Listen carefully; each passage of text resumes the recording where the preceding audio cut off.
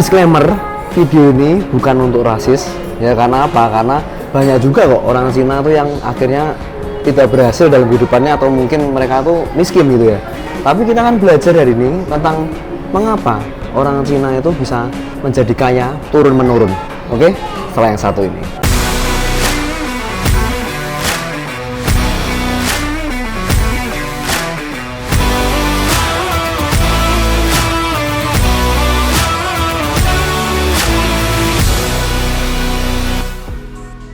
Nah teman-teman, hari ini video ini sudah saya disclaimer dari awal bahwa ini bukan berarti rasis gitu ya teman-teman, bahwa orang Cina itu pasti sukses dan lain-lain.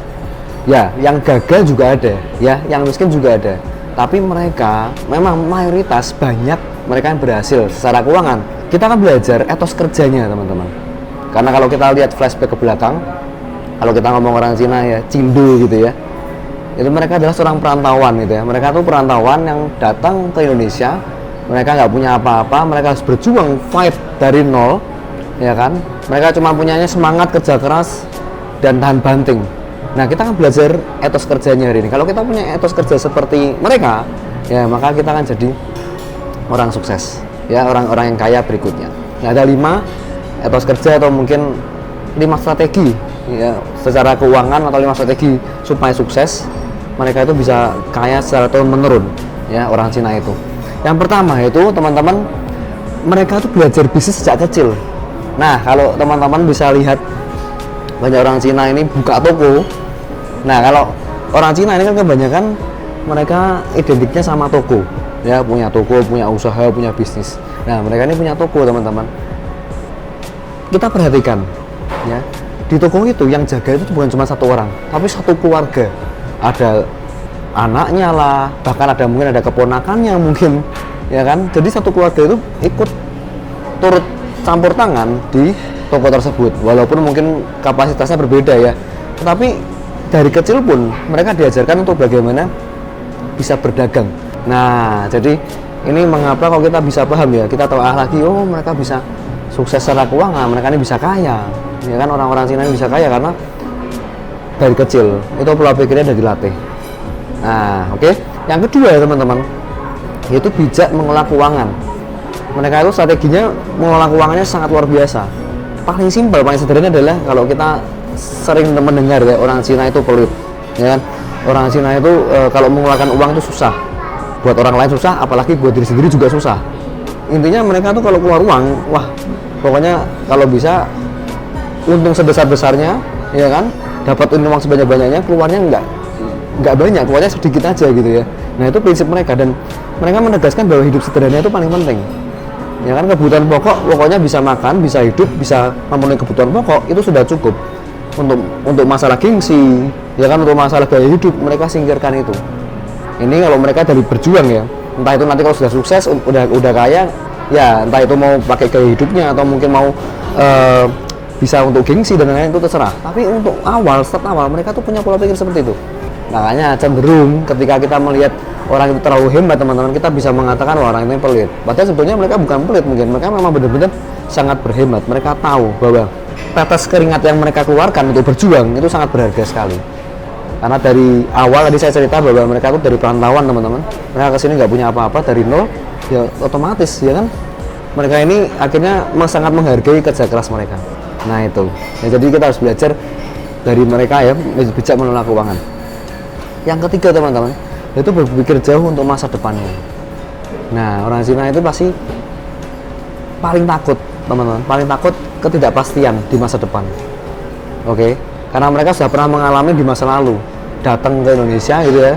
Tadi saya ngomong bahwa ya Cindo, Cina Indonesia itu orang Cina banyak datang ke Indonesia.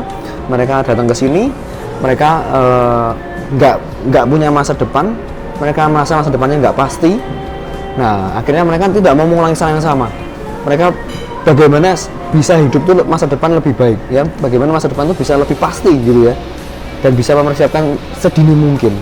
Mereka kan berusaha terus untuk masa depannya ya, bekerja keras, berpikir lebih jauh ke depan ya kan, berpikir dengan track yang jelas. Mereka merencanakan sesuatu dengan tepat, sesuai dengan arahan rencana yang sudah mereka buat. Mereka nggak asal-asalan dalam hidup. Jadi kalau kita punya pola pikir seperti itu teman-teman, nah itu niscaya kita akan jadi orang kaya berikutnya ya. Yang keempat, ini perputaran uang lebih penting daripada untung yang besar. Jadi mereka tuh punya pola pikir gini, saya lebih baik uangnya diputerin ya kan, lebih baik untungnya nggak banyak, sedikit-sedikit tapi bisa jumlahnya tuh secara kuantitas tuh banyak ya. Untungnya misalnya bisa 5.000 tapi dia potong udah dah 1.000 aja untungnya, tapi bisa diputerin uangnya untuk ukuran produk lagi, untuk ukuran barang lagi ya kan, supaya bisa dijual lagi. Seperti itu, makanya kenapa barang Cina kan terkenal murah teman-teman. Wah iya ya, dari mobil Cina juga cukup terjangkau, barang-barang made in China itu murah-murah.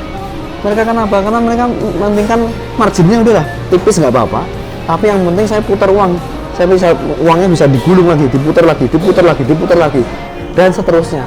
Ya ini untuk strategi belajar aja ya teman-teman ya. Kalau bisa adaptasi di bisnis kita, bisa integrasikan ke bisnis kita, luar biasa banget ya kan. Marginnya yang sesuai ya, nggak usah ngambil margin terlalu tinggi, tapi kita bisa ngambil perputaran uang dengan baik, karena mereka tahu bahwa nggak punya uang sama sekali itu repot ya kan.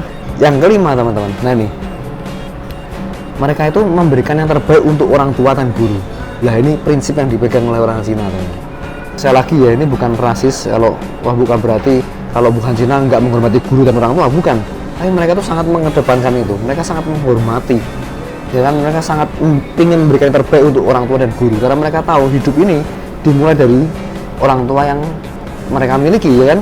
Mereka bisa hidup sekarang itu karena orang tua, mereka sangat menghargai orang tuanya, sehingga mereka bisa memberikan entah itu secara keuangan ya kan. Mereka dilatih dari kecil, ketika dapat keuntungan atau dapat uang ya, sebagian besar bisa diberikan untuk orang tua terlebih dahulu. Nah itu mereka punya prinsip-prinsip seperti itu, dan mereka juga menghormati gurunya ya, menghormati guru atau mentornya yang mengajari mereka. Mereka sangat memegang nilai-nilai ini teman-teman. Nah karena orang tua itu, doa mereka itu sangat-sangat berarti ya. Kalau kita mau menjadi orang sukses, mau jadi orang yang berhasil, doa orang tua, doa guru kita itu sangat berarti untuk masa depan kita. Nah dan ini poin-poin tadi teman-teman kita bisa terapkan dalam kehidupan kita sehari-hari ya kan. 5 poin tadi, kalau kita punya pola pikir, kita punya mindsetnya, cara mereka berpikir, cara mereka bernegosiasi, cara mereka punya prioritas-prioritas dalam hidup, cara mereka memikirkan untuk langkah-langkah ke depan, nah itu yang kita perlu contoh. Kalau kita bisa contoh mereka, etos kerja tadi, niscaya kita pasti jadi orang sukses dan orang kaya berikutnya. Ya saya doakan teman-teman di sini semua bisa jadi orang sukses ya, bisa membanggakan keluarga, membanggakan orang tua ya, membanggakan negara Indonesia. Sukses untuk kita semua. Dan kalau suka video ini, share ke teman-teman Anda, berikan komentar positif, jangan lupa subscribe dan aktifkan loncengnya, dan selalu salam hebat luar biasa.